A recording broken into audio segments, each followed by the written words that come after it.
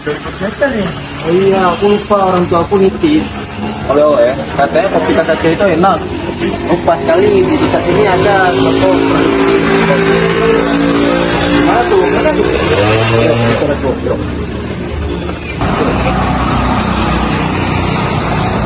Iya nih tempatnya. Assalamualaikum warahmatullahi wabarakatuh. Jadi, kami dari kelompok 5 dan kami ditugaskan untuk mewawancarai salah satu UMKM yang memproduksi bubuk kopi di Banda Aceh. Salah satunya, kami memilih toko ini, yaitu Original Coffee Gayo.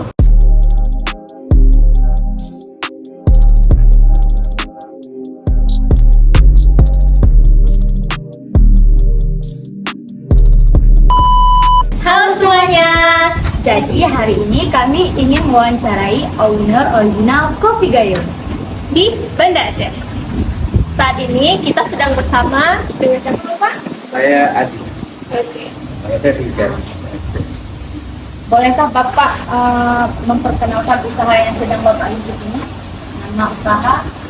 Oke, sebelumnya kenalkan nama saya Adi. Saya berasal dari Banda Aceh.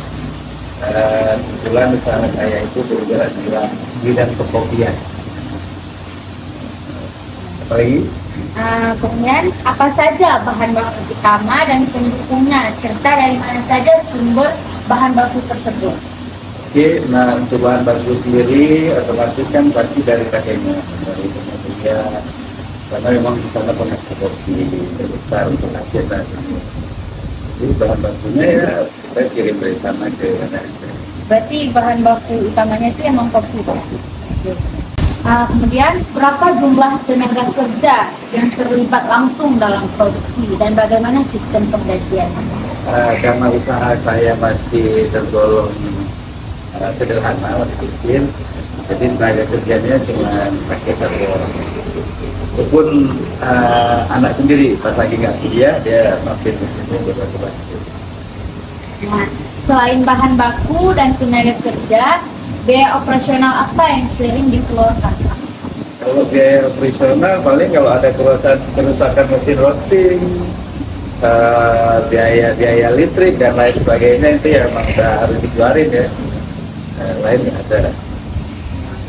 Kemudian biaya apa saja nih Pak yang cenderung berubah ketika volume produksi kopi Bapak meningkat, dan biaya apa saja yang tetap harus dibayar meskipun produksi Bapak berkurang? Oh, yang pasti ya kalau harga pinnya di Tasik naik, ya otomatis kan biaya pembeliannya juga ikut naik karena harga kopi itu kan berubah-ubah, ya nggak flat. Ya naik turun, tapi cenderung naik sih kalau kopi. Dan tergantung jenisnya pula. Untuk apa itu lain harga, semua kopi lain harga. Dan saya saat ini harus beli kopi karena saya kopinya kualitas bagus, harus beli kopi yang kualitas ekspor. Karena kebetulan yang beli kopi di saya itu penikmat, bukan peminum kopi. Jadi saya harus jaga mutu dengan maksimal. Kalau misalkan tempat usaha Bapak ini disewa atau milik pribadi? Oh, sewa. Saya sewa. Karena kalau ini kita 2 miliar toko ini, jadi saya sewa tahunan. Saya sewa bawahnya aja atas kantor ekspor kopi. Dan alhamdulillah ya, ini mau sewain saya ekspor. Lalu selain sewa kantor, apakah ada biaya administrasi atau biaya operasional kantor lainnya, Pak? Oh, enggak. Saya punya keamanan gitu lah. Biasa, nggak ada yang lain. Lalu apa strategi pemasaran yang Bapak gunakan di era digitalisasi saat ini, Pak? Ya, selain di Shopee juga ya kita memanfaatkan teknologi. Tapi saya lebih cenderung kalau pembeli itu langsung ke saya langsung. Jadi mereka hubungi saya langsung lewat WA, lalu proses kirim. Jadi mereka payment langsung kan, langsung transfer duit, langsung saya kirim. Banyak kan begitu sih, karena kalau dari Shopee kadang-kadang adminnya kan lupa lihat setelah 3 hari baru lihat ya udah dibalikin lagi duitnya, orang kasihan.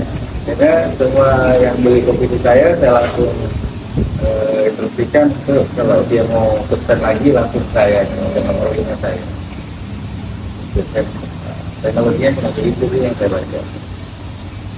Menurut Bapak, pada tahap mana biaya produksi paling besar dikeluarkan? Apakah di bahan baku, atau tenaga kerja, atau pada operasional pabrik? Bahan baku, di bahan baku. Bahan itu yang produk tadi itu nggak flat ya, tentu naik. Karena kalau cuaca di sana lagi berubah, karena kan tadi hujan tuh. Ya. Kalau lagi hujan, lagi udah bahan bakunya masih juga. Kalau untuk pengeluaran lain ya. Yang terakhir, Bapak, apa tantangan terbesar dalam mengelola produksi, terutama ketika harga biji kopi itu meningkat? Tantangannya itu permintaan orang. Kadang-kadang kan dia suka kopi asam, ada asamnya, ada juga pahitnya, macam-macam sih selera. Tapi kalau saya, kalau yang asam itu ada 3 jenis yang sudah saya siapin. Yang lain itu ya seimbang lah. Ada yang pahit juga, yang cukup pahit, ada penikmat sendiri. Karena semua kopi ini punya penikmat sendiri. Kalau awam tahunya kan kopi gitu kan, kopi gayo, kopi hitam. Padahal semua kopi itu punya cita rasa sendiri. Jadi kalau ada kamu nanya mana kopi paling enak, itu yang paling bingung saya jawab. Karena semua kopi enak, jatuhnya di selera masing-masing. Jadi itu tantangannya nggak ada, kan nggak ada preman juga di sini. Alhamdulillah. Terus setelah itu. Mungkin sih pertanyaan seputar produksi Bapak ya. Produksi ya, kalau produksi tantangannya itu kalau terlambat ngangkat itu angus saja. Karena dia produksi itu ada level-levelnya. Ada medium sudah, ada dark medium. Itu masing-masing punya levelnya. Cuma kalau awam tahu kopi itu asam. Tapi begitu kita jelasin, karena saya di sini semi edukasi juga sih. Banyak orang kan banyak yang nggak ngerti kopi, tahunya mau minum. Ya. Saya semi edukasi juga. Jelasin, Baik Bapak, mungkin itu saja yang ingin kami tanyakan terkait produksi Bapak terjadi kopi ini. Terima kasih atas waktunya Bapak. semoga sukses selalu buat kalian. Tapi beneran harum sih Pak kopinya. Halo semuanya.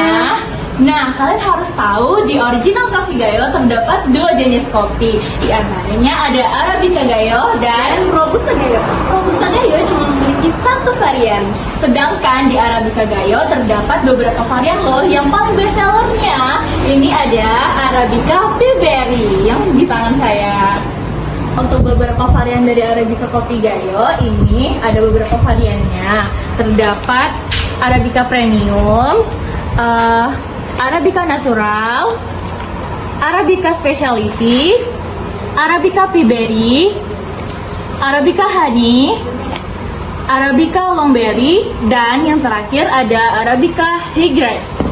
Selain rasa pahit, kopi juga memiliki rasa asam, yaitu kopi fermentasi selama 60 hari, yaitu Arabica fermentasi atau Arabica wine.